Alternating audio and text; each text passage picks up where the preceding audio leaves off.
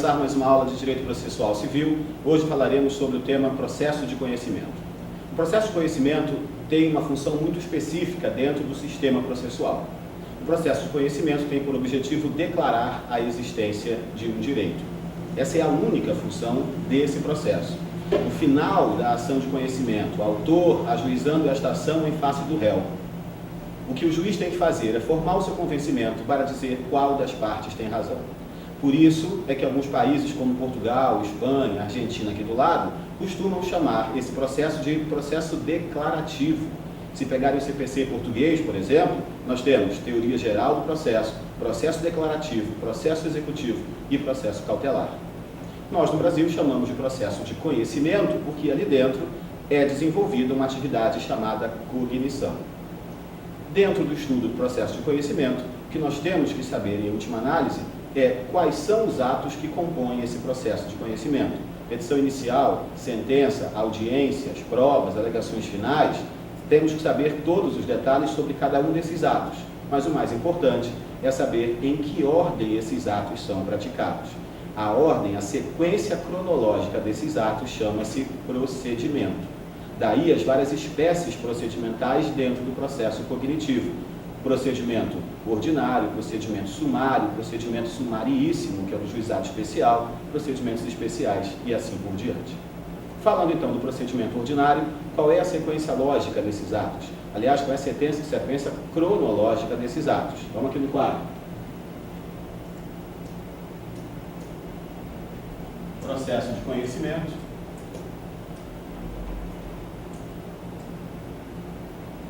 Começa pela petição inicial. Previsão do CPC dos artigos 282 a 296. Apresentada a petição inicial em juízo, ela é levada à conclusão onde o juiz basicamente pode tomar três posturas diferentes. Se a petição inicial estiver toda regular, o juiz defere a petição inicial e determina a citação do réu. Estando irregular a petição inicial e não sendo possível sanar o vício daquela petição, o juiz indefere a petição inicial e a consequência será a extinção do processo sem resolução do mérito. E por último, estando a petição inicial irregular, mas sendo possível corrigir aquele vício, determina então o juiz que o autor emende ou complete a petição inicial no prazo de 10 dias.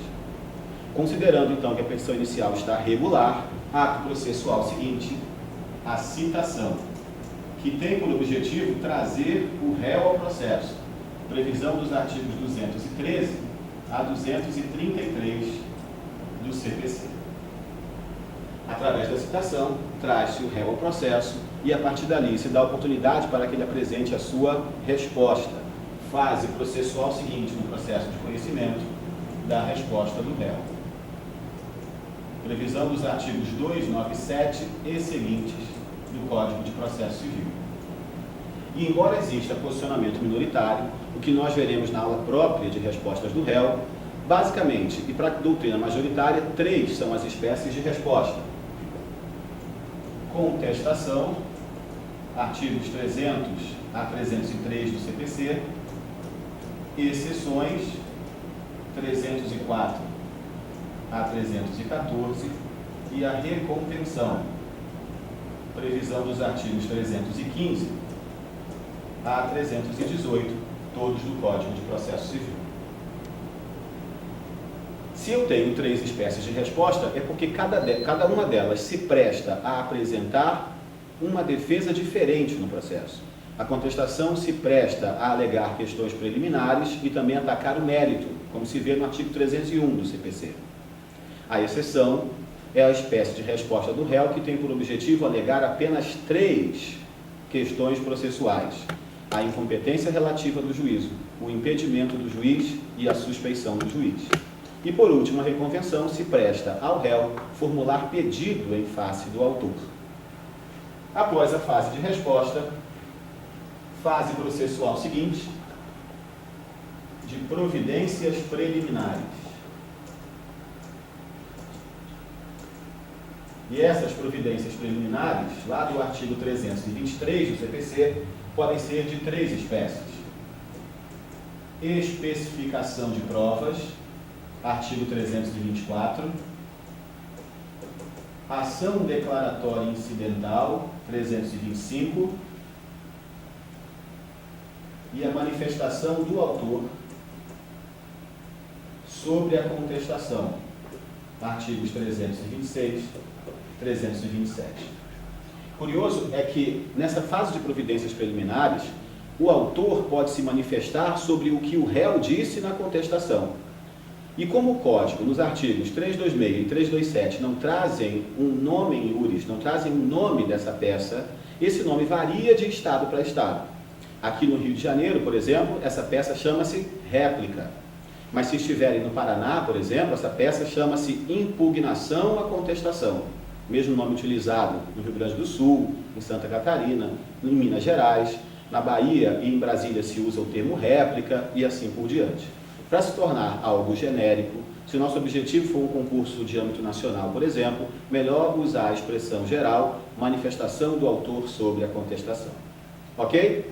Apresentada a fase de providências preliminares, ou não tendo havido necessidade delas, ato processual seguinte, a audiência preliminar. Previsão do artigo 331 do Código de Processo Civil.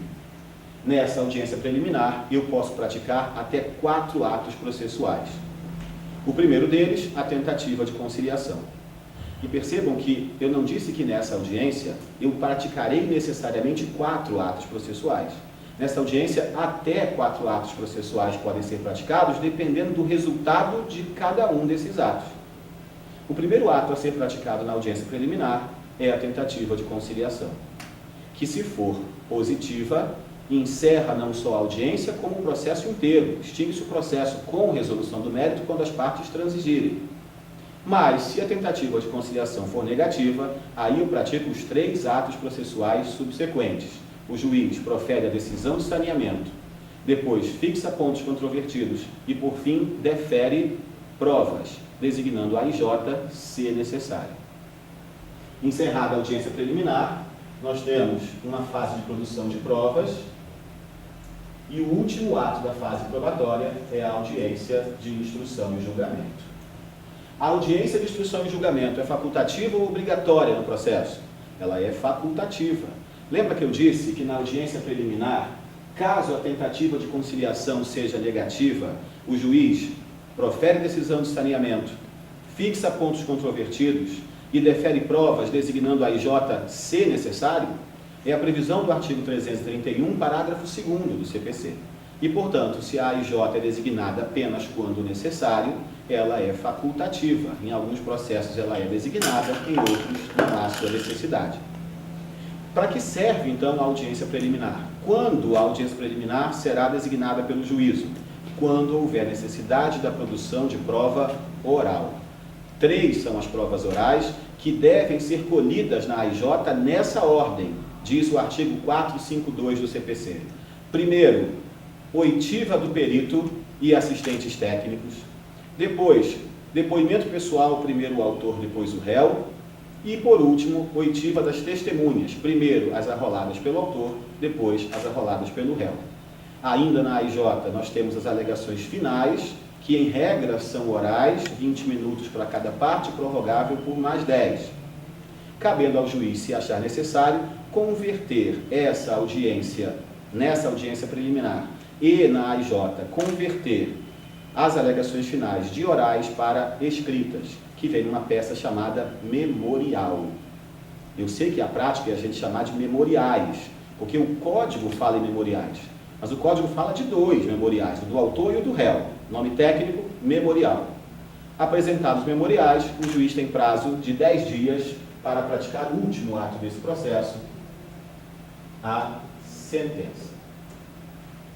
Proferida a sentença, nós temos 2 fases na sequência.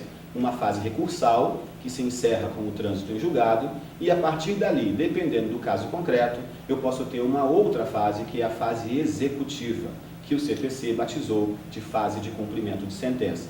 Artigos 475J e seguintes do CPC. Ok? Encerramos, então, essa parte introdutória sobre o processo de conhecimento. Na próxima aula, nós falaremos sobre cada um desses atos processuais, cada uma das suas características, divergências, questões mais cobradas em prova e assim por diante. começando pela petição inicial. Ok? Até a próxima.